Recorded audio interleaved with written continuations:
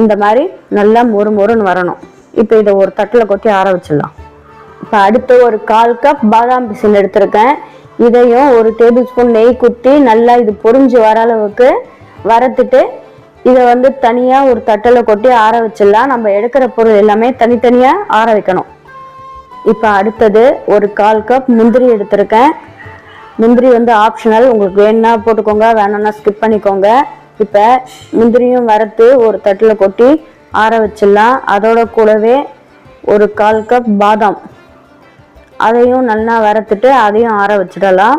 அடுத்தது ஒரு 1/4 கப் பிஸ்தா அதையும் நல்லா வறுத்துட்டு ஆற வச்சிடலாம்.